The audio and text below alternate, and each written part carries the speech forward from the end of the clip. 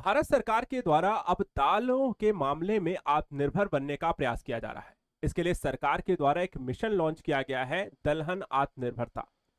देखा जाए तो भारत सरकार के द्वारा 2047 तक भारत को विकसित राज्य राष्ट्र बनाने का एक संकल्प लिया गया है और इसी संकल्प के तहत दलहन के मामले में भी भारत सरकार आत्मनिर्भरता के लक्ष्य को प्राप्त करना चाहती है।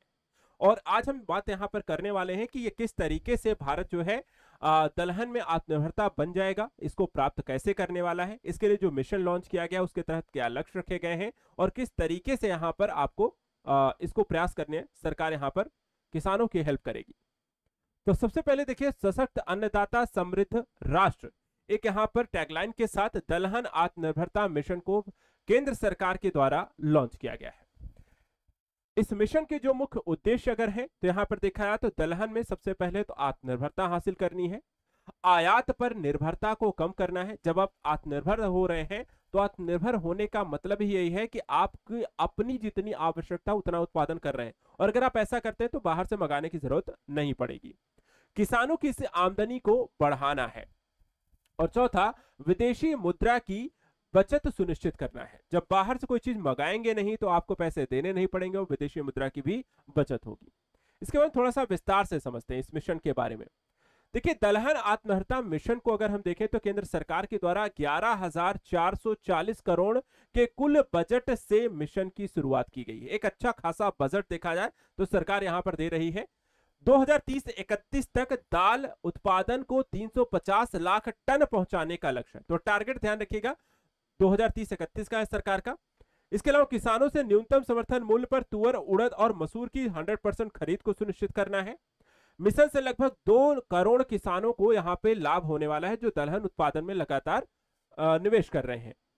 इसको लेकर के प्रधानमंत्री का भी कहना है कि देखिए, दलहन आत्मनिर्भरता एक मिशन है।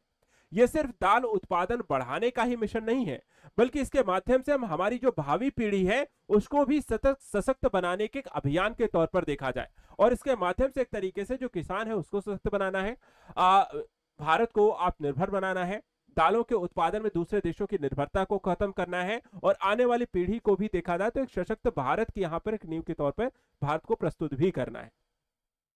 इसके अतिरिक्त देखा जाए तो दलहन आत्मनिर्भरता मिशन के तहत सरकार के द्वारा कुछ प्रमुख उद्देश्यों में जैसे आयात निर्भरता कम करना है, किसानों की आय बढ़ाना, विदेशी मुद्रा की बचत, इस संदर्भ को हमने देखा। 2030-31 तक सरकार ने टारगेट रखा है कि दलहन क्षेत्रफल जो होगा वो 310 लाख हेक्टेयर तक विस्तृत करने और उपज को 1130 किलोग्राम प्रति हेक्टेयर तक बढ़ाने की उम्मीद है। यह सरकार का एक लक्ष्य इसके संदर्भ में है। इसके अलावा दलहन आत्मनिर्भरता के दृष्टिकोण से कटाई के बाद होने वाले नुकसान को कम करने के लिए करीब 1000 प्रसंस्करण इकाइयों की स्थापना इसके दृष्टिकोण से की जाएगी। नवीनतम किस्मों के बीज तक किसानों की आसान पहुंच है तो 88 लाख मुफ्त बीज किट वितरण किए जाएंगे।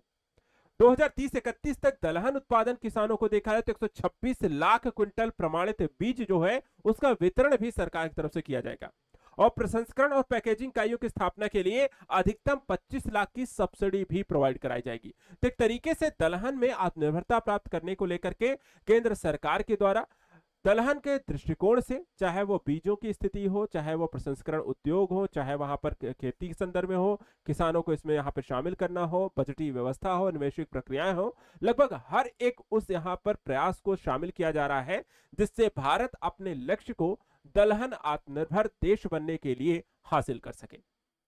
तो केंद्र सरकार की एक महत्वाकांक्षी पहल जो भारत को न सिर्फ यहाँ पे आत्मनिर्भर बनाएगा बल्कि साथ ही साथ हमारी विदेशों पर निर्भरता को समाप्त करेगा, किसानों की समृद्ध बनाएगा और साथ ही यहाँ पर भावी पीढ़ी के लिए दलहन को सुनिश्चित कर सकेगा।